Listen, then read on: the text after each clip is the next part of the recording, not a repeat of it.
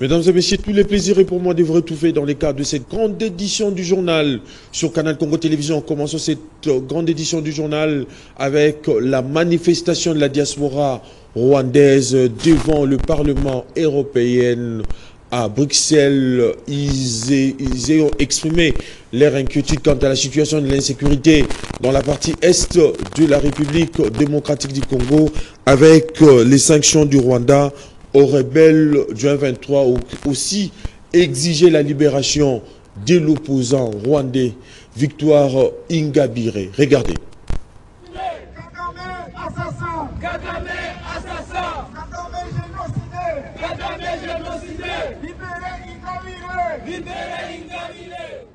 C'est en vue d'exprimer leur inquiétude quant à la situation en République démocratique du Congo, aussi critiquer le soutien du Rwanda aux rebelles du 23, que les membres de la diaspora rwandaise ont manifesté devant le Parlement européen à Bruxelles. Une manifestation visant à faire pression sur l'autorité belge et européenne pour qu'elle prenne des mesures plus fermes contre le Rwanda, notamment en suspendant le soutien militaire et en exigeant la fin de l'occupation de certaines parties de la République démocratique du Congo. La diaspora rwandaise souhaite donc attirer l'attention sur le rôle du Rwanda dans le conflit congolais et appelle à une action plus forte de la part de l'Union européenne pour résoudre la crise. Les manifestants ont réclamé la fin de l'impunité pour les responsables des crimes commis, de sanctions contre les personnalités impliquées et une aide accrue aux populations affectées par les violences.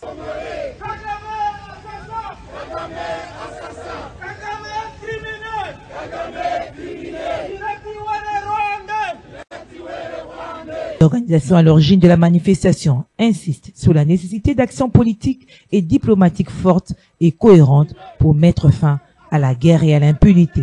Les manifestants arboraient des pancartes appelant à la libération de Victoire Ingabire, connu pour son combat pacifique en faveur de la démocratie, a été condamné et arrêté à plusieurs reprises par les autorités rwandaises. Ils dénonçaient ainsi les atteintes à la liberté d'expression au Rwanda à travers slogans et discours.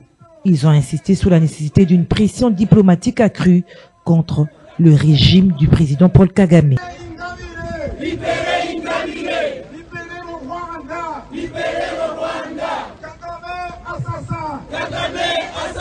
Rappelons que le Parlement européen a déjà exprimé son inquiétude et a demandé à l'Union européenne de suspendre un partenariat sur les matières premières avec le Rwanda en raison de son implication dans les conflits en République démocratique du Congo.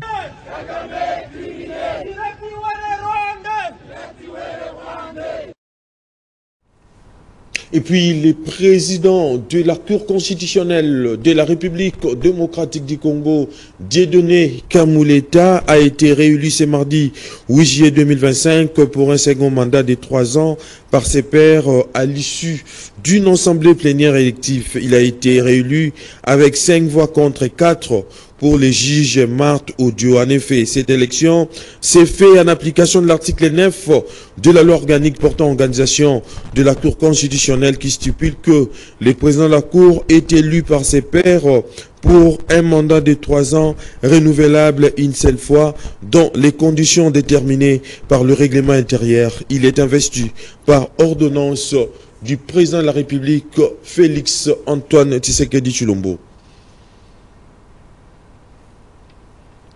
Revenons sur la cérémonie d'ordination épiscopale de Monseigneur Joseph Mopepe à l'esplanade de la cathédrale Saint-Antoine de Padoue de Molegbe dans les Nord-Ubangi. Une cérémonie d'envergure qui a connu la participation du vice-premier ministre, ministre en charge des transports et voies des communications, Jean-Pierre Bemba Gombo, accompagné de quelques députés nationaux du Grand Équateur et des notables de la région. Jean-Pierre Bemba Gombo a remis un cadeau symbolique au nouvel évêque. Regardez.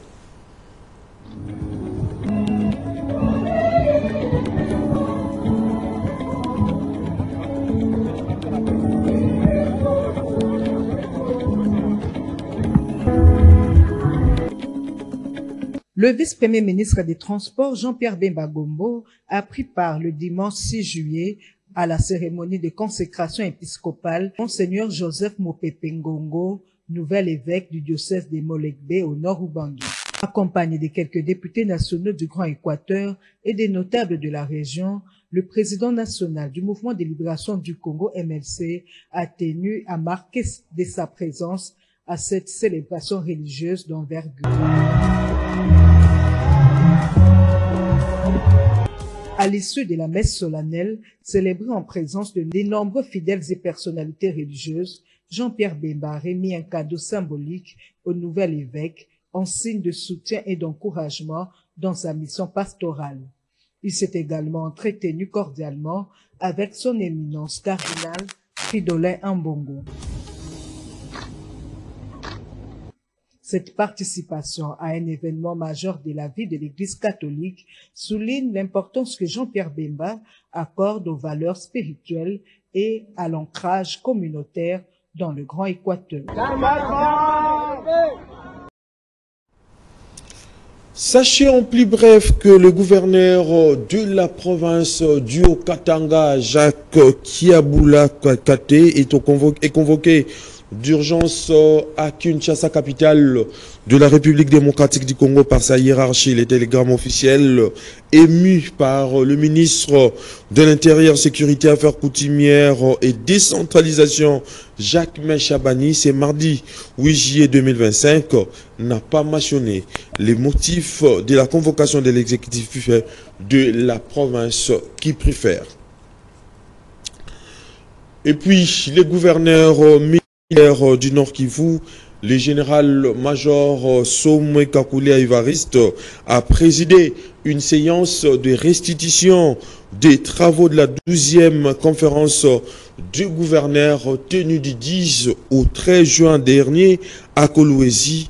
L'autorité provinciale a abordé plusieurs questions, notamment la sécurité, la santé, les finances ainsi que les développements. Cette séance a permis de passer en revue le principal défi auquel fait face la province du Nord Kivu. Pour cette occasion, le député provincial Alain Siwako a insisté sur l'importance des financements des travaux de modernisation des routes et l'aéroport de Mavivi. Il est au micro de notre correspondant sur place, Joël Kamambou.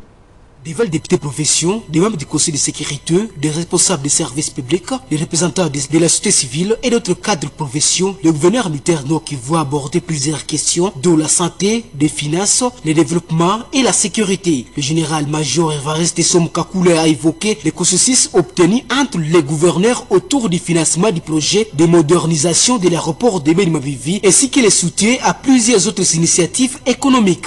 Sur la question sécuritaire, l'autorité provinciale est revenu sur l'accord conclu récemment entre l'armée congolaise FARDC et l'armée ougandaise UPTF avec objectif d'éteindre les opérations militaires conjointes à Ituri afin de désorganiser les groupes rebelles réfractaires à la dynamique des volontaires pour la défense de la patrie VDP et d'affaiblir les ADF. C'est le numéro 1 de la province. Tous les Wazalendo ayant rejoint cette initiative seront encadrés selon les différents programmes gouvernementaux, d'où la RAD, le PDRCS et celui de lutter contre la prolifération des armes légères. Aucun groupe qui a pris les armes, qui s'est rangé aux côtés des forces de défense et qui a répondu à l'appel du président de la République ne peut être assimilé au Maïmaï. Généralement, lorsqu'on parle des groupes armés, on fait référence à ceux qui ont refusé d'intégrer la synergie des volontaires pour la défense de la patrie VDP et qui refusent de se comporter à patriotes en évitant de s'attaquer aux forces de défense et de sécurité, a déclaré le gouverneur militaire du Nord Kivu. Abordé par la presse, le député provincial et du territoire de Beni, Alain Siwako, félicite toutes les démarches du gouverneur du Nord Kivu tout en insistant sur l'importance du financement de l'aéroport de Mavivi et de l'asphaltage des routes comme Beni Kassindi et Beni Boutembo. Nous remercions le gouverneur pour la restitution qu'il venait de faire. C'est la première fois que le gouverneur revient de la conférence des gouverneurs qui invite les élus du peuple pour restituer ce qui a été décidé. Et nous sommes très fiers que le gouverneur canalise le desiderata de la population de Beni. Vous savez que chez nous, il y a urgence d'un aéroport international à la dimension des autres aéroports internationaux. Et nous avons voulu que l'aéroport de Mavivi ait un financement pour être asphalté, pour répondre aux normes. Nous sommes très fiers de voir que le gouverneur a bien canalisé ses besoins de la population de Béni. Chez nous, il y a un projet de dot, la route Kassindi-Béni-Boutembo. La population est en train d'attendre, ça fait 4 ans maintenant depuis que la promesse a été donnée, depuis que les travaux ont été lancés à Kassindi, voilà 4 ans. Aujourd'hui, nous sommes contents d'apprendre que ce point a été discuté à la conférence des gouverneurs et que l'asphaltage de la route Kassindi-Béni-Boutembo va commencer dans quelques jours. Et sa part, la chef de la division provinciale à l'intérim d'Ijar Famiyafa, Rit Sabouni, plaide pour la mobilisation de tous les provinces de la RDC afin de venir en aide du Nord Kivu affecté de violations armées, vu que cette province a été considérée lors de la conférence des gouverneurs tenue à Kolwezi comme la plus touchée par les cas de malnutrition avec un taux élevé de 64%. La restitution d'abord des défis de la 11e session qui s'était tenue par la conférence des gouverneurs, ce qui avait bloqué la réalisation de certaines recommandations. Et deuxièmement, on nous a parlé des recommandations qui s'étaient sorties de cette séance et voir des activités maintenant qui ont été prévues pour cette séance qui était la 12e séance plutôt par rapport aux activités. Et la priorité de cette séance, c'était le pilier de la santé. Il faut le dire, le gouverneur militaire du Nord Kivu a rappelé la signature à Kolwezi d'un accord de coopération interprofessionnelle entre les provinces Nord Kivu, Sud Kivu et du Maniema. Ce protocole, déjà doté des règlements intérieurs, pourrait s'atteindre à l'Ituri et au Tanganyika, des provinces également affectées par les armées. Cette séance a permis de passer à revue les principaux défis auxquels fait face la province du Nord Kivu. Depuis Béniville, je suis Joël Kamabou. Et puis des projets humanitaires et des développements communautaires ont été présentés ce 7 juillet 2025 à Kinshasa par la République du Corée du Sud en collaboration avec le programme des Nations Unies en développement PNUD qui vise à venir en aide aux populations touchées par la violence, les catastrophes naturelles ou les déplacements dans les zones de conflit. Le point avec Maxime Makabou. C'est un nouveau souffle d'espoir pour les victimes des conflits en République démocratique du Congo grâce à un financement de 5 millions de dollars américains du gouvernement de la République de Corée. Des projets humanitaires et de développement communautaire viennent d'être lancés pour renforcer la sécurité et l'accompagnement des populations affectées par les violences dans les zones en conflit. Il s'agit de projets ROC humanitariens et Revive qui signifie relever en français. Ces deux projets s'ajoutent à plus de 12 années de coopération entre la République démocratique du Congo et la Corée du Sud. Nous le savons tous, nous traversons une période particulièrement difficile et incertaine. Les conflits armés, la pauvreté, les maladies et les catastrophes naturelles continuent d'exacerber la souffrance humaine partout dans le monde. Pourtant, nous croyons fermement à la résilience des populations et nous sommes prêts à soutenir ces efforts de clément et de paix. Pour rappel, en juillet 2024, face à la crise humanitaire et sécuritaire que traverse la République démocratique du Congo, la République de Corée du Sud avait déjà accordé une subvention de 2,5 millions de dollars américains pour un projet d'assistance humanitaire et de lutte contre les violences basées sur le genre en faveur de personnes déplacées dans le Nord Kivu, le Sud Kivu et l'Ituri. Avec l'intensification du conflit lié au M23, une seconde allocation de 5 millions de dollars a été mobilisée pour renforcer les interventions humanitaires en cours, notamment à travers le projet Revive. Ces deux projets raffermissent les liens de coopération entre les deux pays.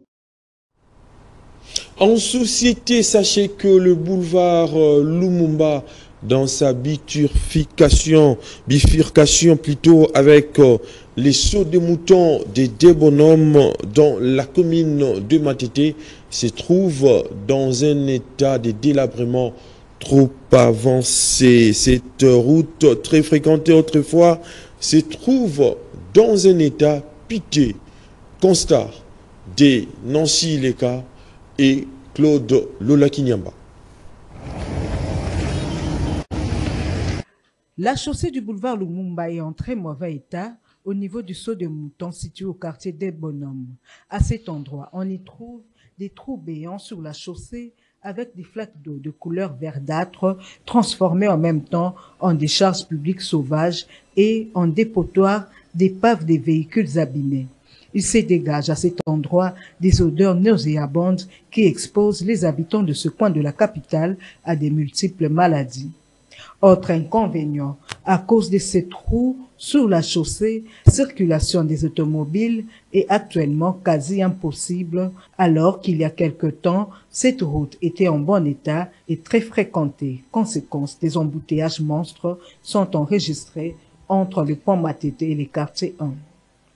Selon certaines indiscrétions, cette situation est la résultante de l'interruption des travaux de réhabilitation de cette voirie dont le coût avait été lancé récemment mais jamais réalisé.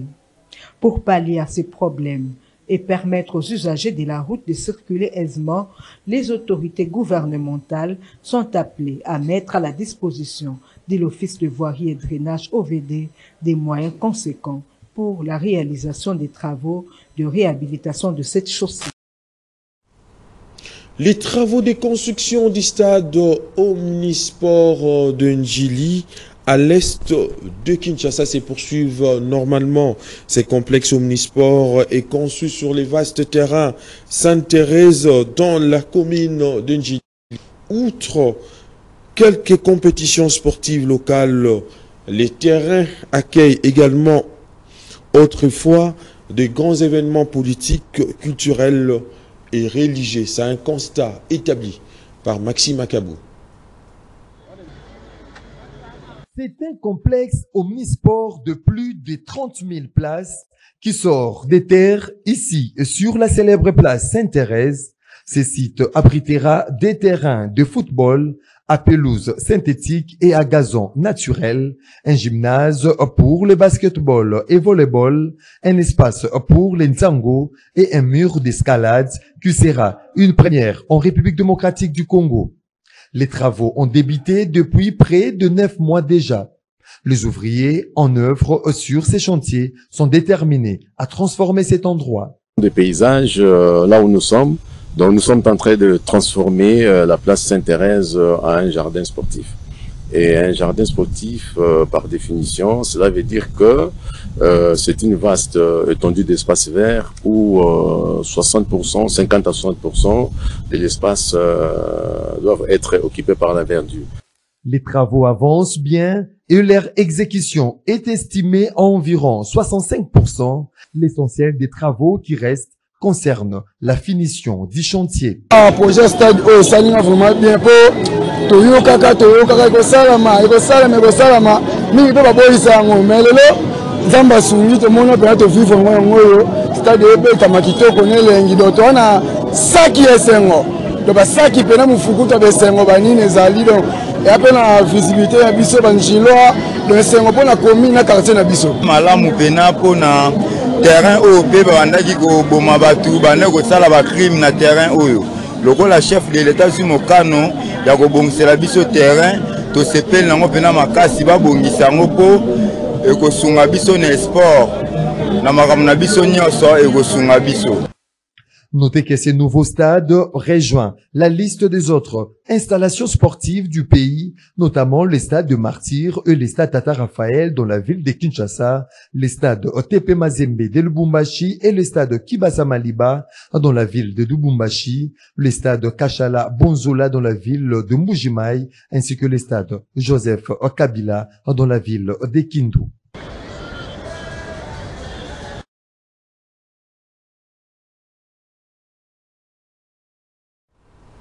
Et puis, le Bureau des Nations Unies aux droits de l'homme a exprimé ce mardi 8 juillet 2025 ses inquiétudes après la mort d'au moins 10 personnes lors de la répression d'une manifestation antigouvernementale au Kenya lundi 7 juillet 2025.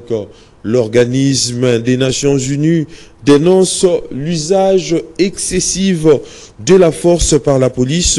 Le haut-commissaire des Nations Unies aux droits de l'homme, Volker Turk, renouvelle son appel au calme et à la retenue, ainsi qu'au plein respect de liberté d'expression, d'association et des réunions pacifiques. Mesdames et messieurs, voilà qui met fin à cette grande édition du journal sur Canal Congo Télévision, coordonnée par Gisèle Olivier Toko, réalisée par Moïse Lelo. La prise de vue a été assurée par Bruno Nzinga. Au nom de l'équipe technique rédactionnelle du Canal Congo Télévision, je vous dis donc merci de l'avoir suivi. Les prochains rendez-vous est donc pris pour demain. Mais d'ici là, portez-vous bien et bonne suite des programmes sur Canal Congo Télévision, la télé thématique avec le même plaisir et les mêmes désirs.